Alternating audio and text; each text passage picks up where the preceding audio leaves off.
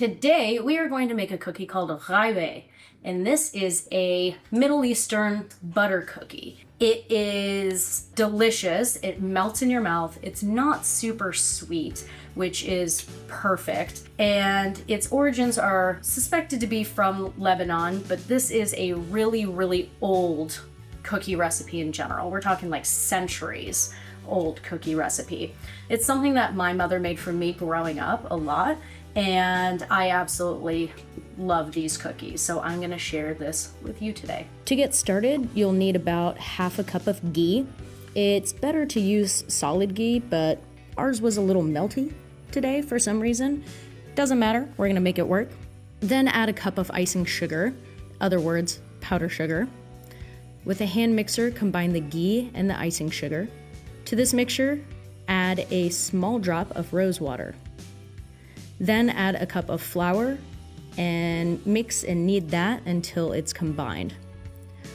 Once your dough is ready, form a ball with the dough and place it on a baking sheet and press down with your thumb to make a little dimple. So traditionally at this point, you want to add a pistachio nut to the middle of that dough where the dimple is. We didn't have any, so we didn't do that. You want to bake these at about 350 degrees for about 15 or so minutes. And really going to depend on how big of a cookie that you make, but you'll know they're done when they start to get just slightly brown, a little golden brown at the bottom. So here they are. Beautiful, simple, easy, quick cookies for the holidays, and they're really tasty. I'll pick this one.